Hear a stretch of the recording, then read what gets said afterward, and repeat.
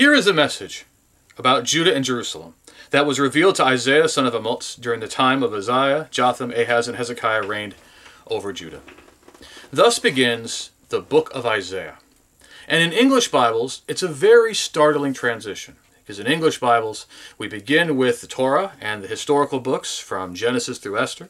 Then we have Job and Psalms and Proverbs, Ecclesiastes, Song of Solomon, representing often called the wisdom literature.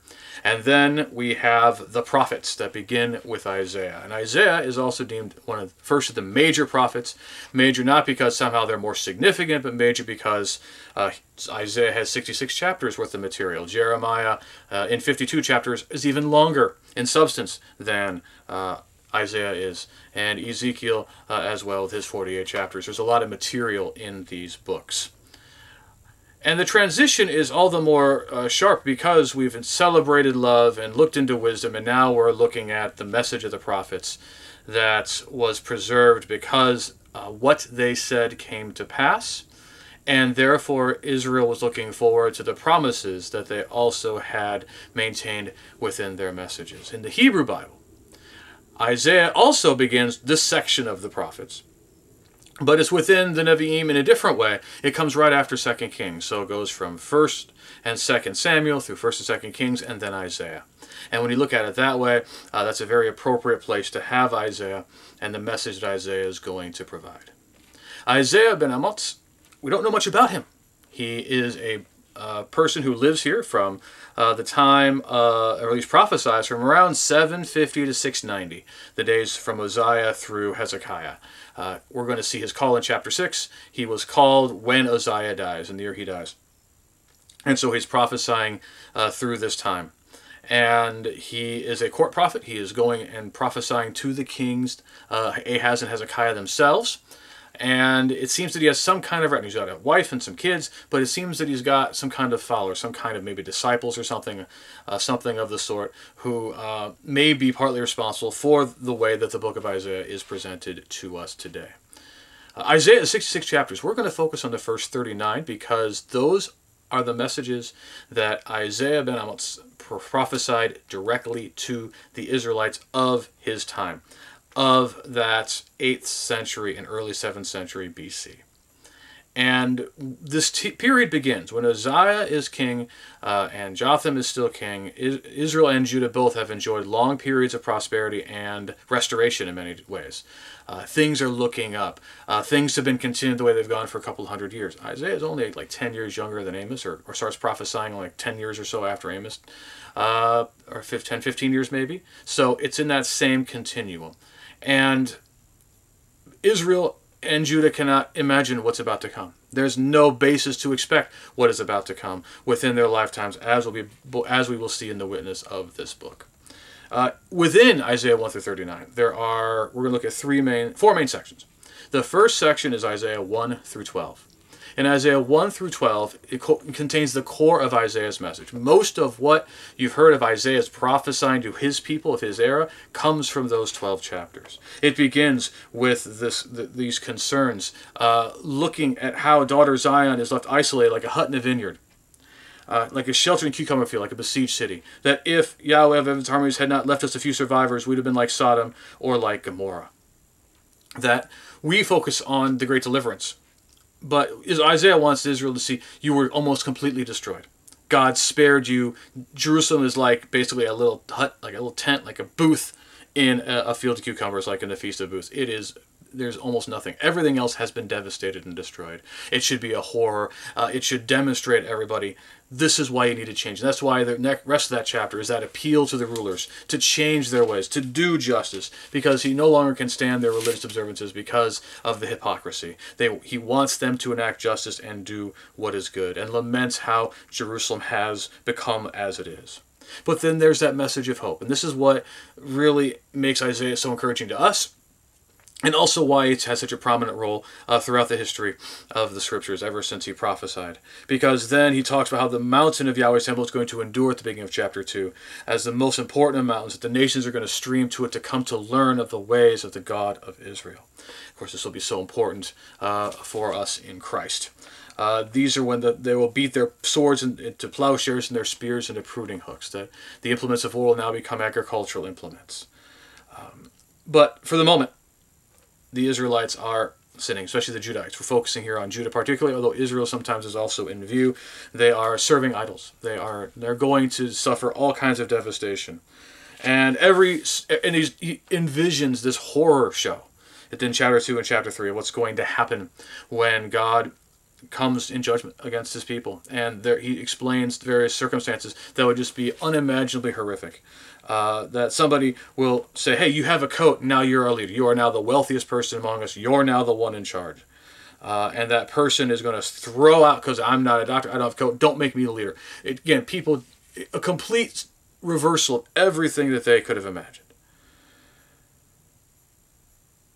And it's not just because of idolatry. It's because they've oppressed the poor and marginalized, as you see in verses 12 through the rest of the chapter, and especially folks on the women of Zion, who have all these jewels and jewelry. And the course of jewelry is being paid for by their husbands, who have made them money on the backs of the poor and the oppressed.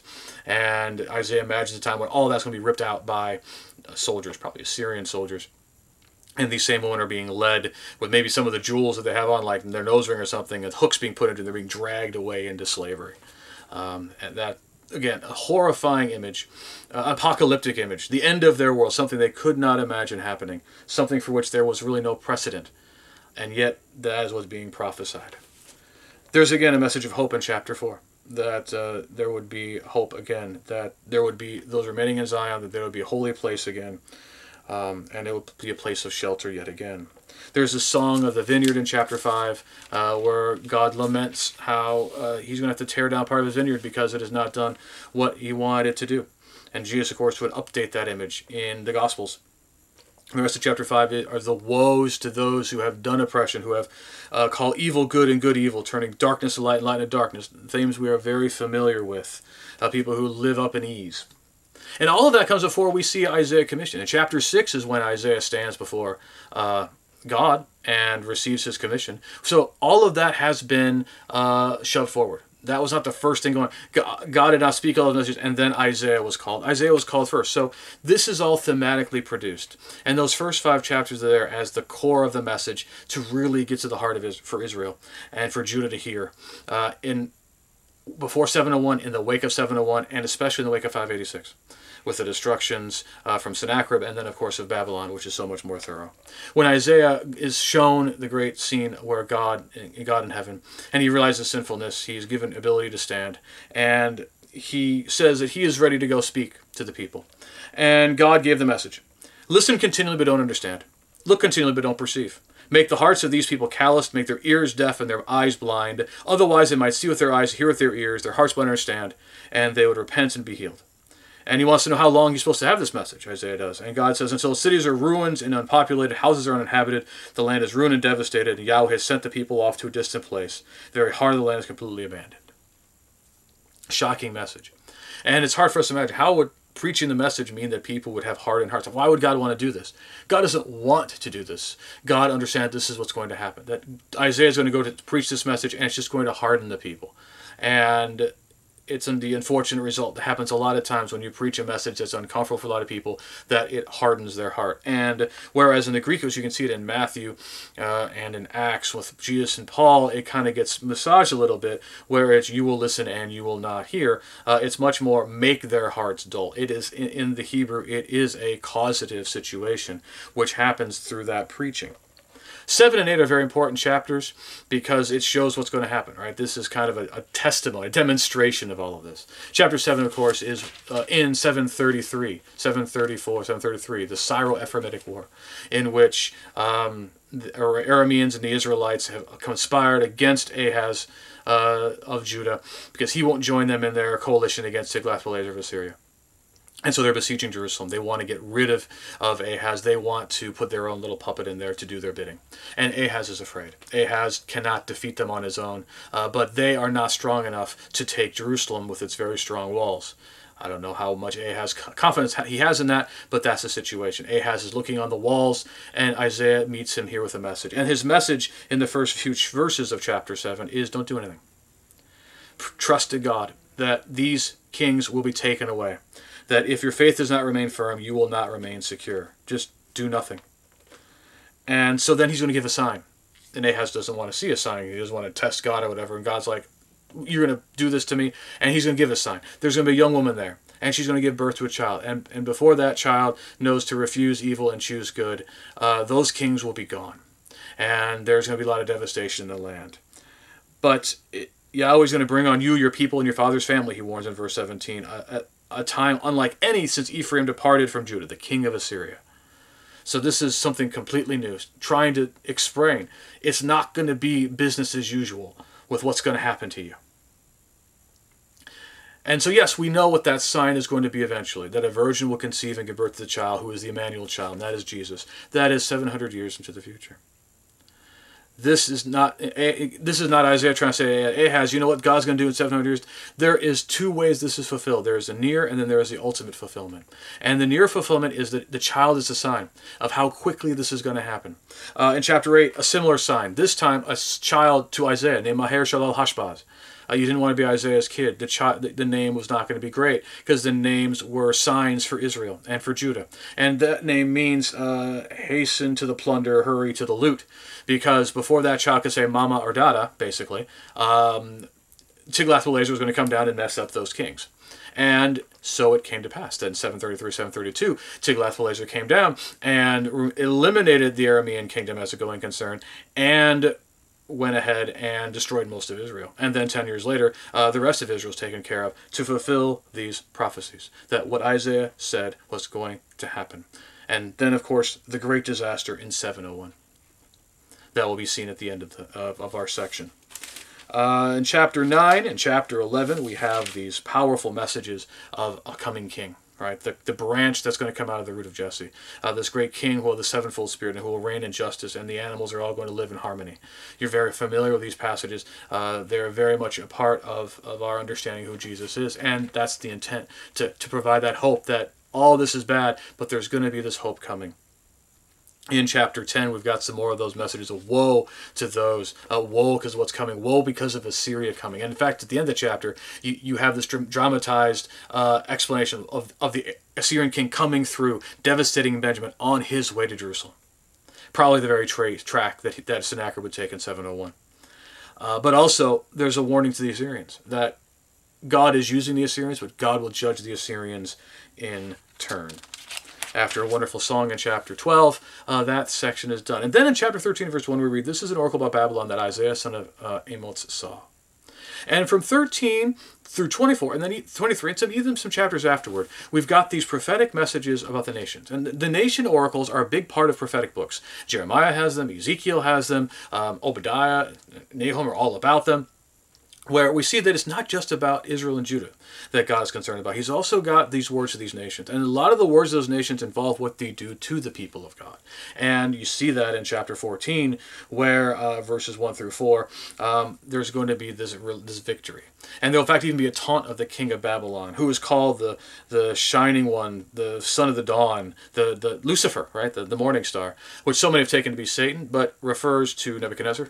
Possibly even the Assyrian king, if you understand, as some do. Babylon really is a cipher for Assyria. That these great powers are going to be humiliated. The Philistines, the Moabites. And with the Moabites, very interesting. In chapter 16, in verses 13 and 14, that there is a change, right? That was the message Yahweh previously gave. Now this is what he says, that 3 years this is what's going to happen. Which shows that prophetic messages can be updated. That this is a dynamic process here. That because of events that happen and how people respond to things, Yahweh's message is going, it's not that like it's completely going to change to the point of being completely incoherent. It's that it is dynamic and can shift. Moab is going to be eliminated at some point as a going concern, according to the prophecies of God. Damascus and the Arameans. To the Cushites, not Ethiopians, as many versions will say. Ethiopia is further south. The Cushite kingdom is at this point still centered in Napata, in modern-day Sudan, and it is already at this point infringing upon Egyptian territory. Will become the 25th dynasty of Egypt. Will try to assert its influence in Kor or in Levant, where Judah is, and will be something that the Judahites especially are going to try to rely on, which is going to lead poorly to them against first the Assyrians and then the Babylonians, and the judgment that was coming against them of the Assyrian might is going to come against them. We also have more judgment of Babylon, of Seir, of Arabia. And then in chapter 22, we go back to a valley of vision. And we got more messages in chapter 22 through 35, predominantly about Judah, various things going on in Judah. And again, these same messages warning about how these people have sinned and transgressed and that they are going to lose their place. They're going to suffer these depredations. But God is going to restore them again. There's also a judgment of Tyre, and the whole earth is going to be judged at this time. There will be celebration by Judah when God restores them, and God will vindicate his people. But there first will be judgment of Ephraim and Israel, of Jerusalem, called Ariel in chapter 23. And it will be besieged, and it will go through all kinds of difficulty. Egypt will not be worth relying on because they're not going to be able to endure and be sustained. Woe to those who go down to Egypt, who rely on war horses and trust in their chariots and their horsemen, but do not rely on the Holy One of Israel, at the beginning of chapter 31. God is the one who's going to defend Zion. He will hand it over, but then it will be restored, of course. And then there will be judgment also against Edom. And then at chapter 35, this beautiful message, where the wilderness will become a paradise, where there will be a highway for the people to be restored, and it is reserved for the people of God to come back. And they will enter Zion with a happy shout, and they will enjoy unending joy. Grief and suffering will disappear. And that's the end of Isaiah's message in this section. Chapters 36 to 39 recap what you can learn in 2 Kings 20, 18 through 20, and 2 Chronicles 29 through 32, which is the description of Sennacherib's invasion of Judah in 701, the devastation of all the cities, the besieging of Jerusalem, how Hezekiah cries out to God and is delivered thanks to God because of that. It also talks about how Hezekiah had prayed because he was sick to death, and how God heard him and gave him more life, and Hezekiah's thanksgiving song is also preserved.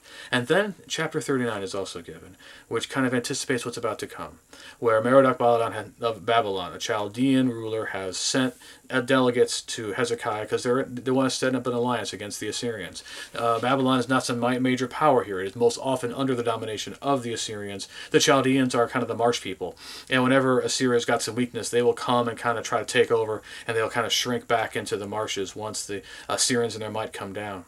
And so when these delegates come, Hezekiah shows them everything. And Isaiah comes to talk to Hezekiah about this and finds out what happened. And Isaiah prophesies.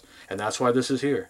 That a time is coming when everything in your palace and the things your ancestors have accumulated will be carried away to Babylon, and nothing will be left. Some of your own descendants will be made eunuchs in the palace of the king of Babylon.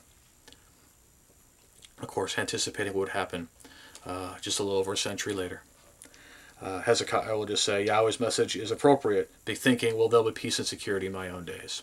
Well, but that is what would happen. And this is at the end. It's historical information, just like at the end of Jeremiah. This is there to reinforce that God did what he said he would do through Isaiah. That indeed, the world that Isaiah was born into and the world Isaiah died in are two different worlds. The world he was born into, you had Israel and Judah as they have been for hundreds of years. By the time Isaiah dies, Israel and Aram are gone. And Judah has been thoroughly devastated, and it's going to take the better part of a century to recover. And the Assyrian might is something that had never been seen before in that way. And Babylon would come after it and would finish the job the Assyrians began. And Isaiah prophesied it all.